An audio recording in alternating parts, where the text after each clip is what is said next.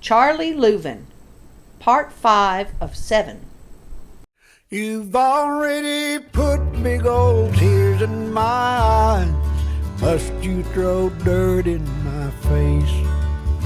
Hey everybody, it's Marla Sitten with NashvilleMusicSpace.com, and I'm here with the living legend, Charlie Louvin. People, I think they're kidding, but they really want to know.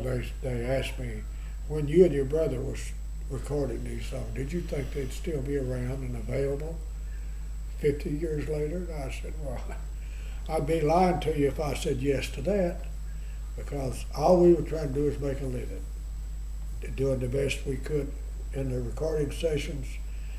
And I'm thankful that the songs have lasted, and I believe it is the songs. You know, most of them has a message. We all, as citizens, or most of us, I better put that, most of us, believe there's a heaven. Everybody brags about heaven. But if there is a heaven, there is a hell. And that's what our songs is about, the choice that you can make. It all depends on choice. And I think the biggest songs that's ever been recorded, like Glenn Campbell, they got the song that I sang next to last tonight. He and Steve Warner did the harmony on it. It was #1 in the pop field, #1 in the rock field, #1 in the country field, and #1 in the bluegrass field the same week. What was the name of that song? I sang it tonight. Surely your memory's not that short. Well, you sang a lot of hits tonight. Hall of Fame. That about mamas needs to have a Hall of Fame. Yeah, Mama needs to have a Hall of And Fame. and the jerk to that song is the hands that rocks the cradle rules the world. That's so true. If you don't believe that, well, I know us men folks believe it. Now, 2003 was a really big year for you. Not only did you do that Cheap Trick tour and with Cake, but Universal South released a tribute album, Livin', Lovin', Louvin'. Losing. And that was the songs of the Louvin Brothers, which featured a lot of stars like James Taylor, Merle Haggard, Dolly Parton, Johnny Cash, and then it went on to win. Alison Krauss, don't forget her. She was with James Taylor and won a Grammy. Yeah, and that's what won 2 Grammys in 2004. So how did it feel for all of those legends in their own right to do a tribute to you guys? Was that just the best? Well, Marla, I'm one of those people that's chasing mistakes. I couldn't see how Carl Jackson could have 33 artists and 16 songs and not have a mistake. I know he made a mistake, and I'm going to find it. I've listened to the CD probably a dozen times, and there is not a mistake. So I honor Carl Jackson for that.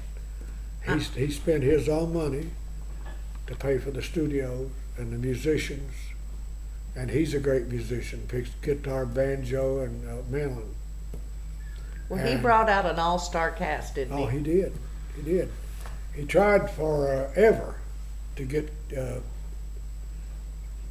Alan Jackson to record with this little girl that recorded the Emmylou Harris songs, If I Could Only Win Your Love. And the management, Alan would tell Carl, I want to do that, I want to do that. But every time Carl would call management, they couldn't give him a time. So finally, he was up against a deadline. He had everything finished, but that one song. So he got Mr. Dunn with Brooks and Dunn. And he had 30 minutes to listen to the song before they recorded it. He never heard it before in his life. And if you heard the CD, yes, If I Could Only Win Your Love might be as good a song as there is in there.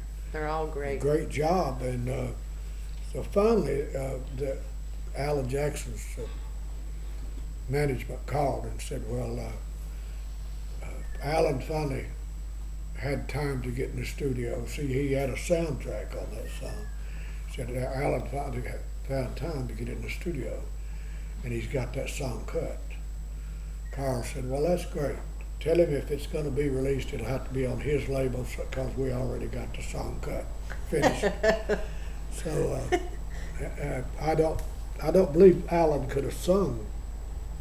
I know he couldn't have sung it like Dunn did, but it would have been pretty high for him because he's not known for Bill Monroe type heights. But it was the greatest thing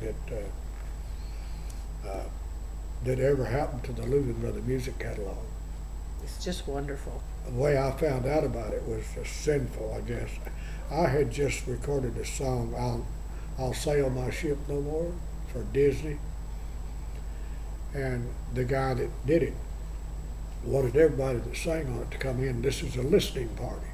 We'll have hors d'oeuvres and something to drink, and I'm going to play you after I've mixed it. It's ready to go. And so I went to that, and Sonia Isaac walked in the studio, and of course I always admired beauty, and especially beauty that has talent like she does. And I said to her, I know she walked up and after I said my pleasantries, she said, well, my love for Dolly Parton finally paid off. And that was just kind of a mystery thing to me. I said, how's that? And she said, well, I just finished recording a song I sung tenor with Dolly on that Louvin Brothers tribute album.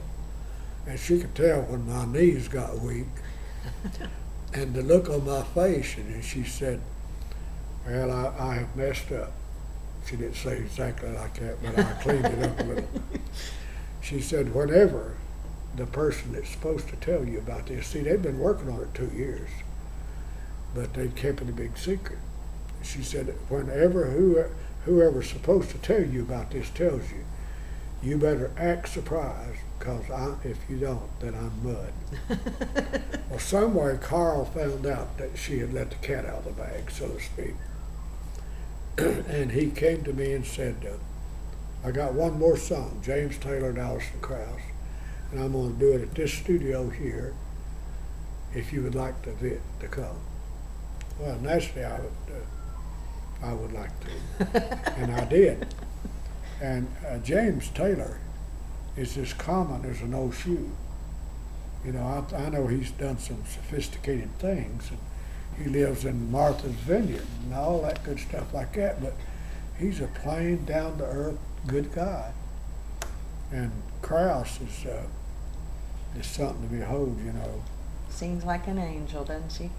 I walk on my toes when her record plays, because my heels make noise. So I walk on the front palms of my feet so I don't make noise. I think she's the best female singer to hit the world in a long time. I don't know where she's going with Mr.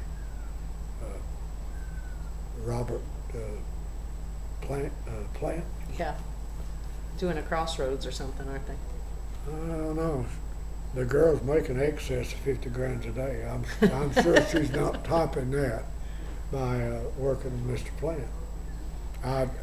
Maybe she just got tired of the banjo in her ear all the time. I think it's a career highlight for him. Well, it is for him, but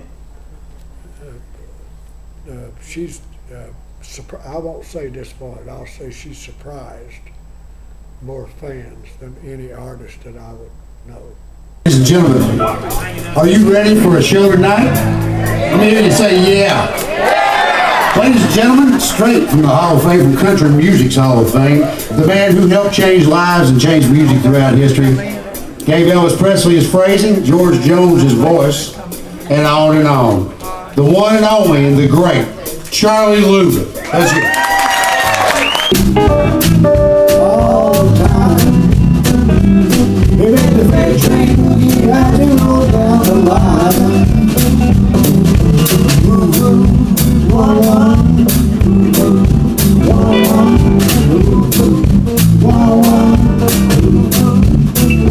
Take the freight train boogie as it rolls down the line.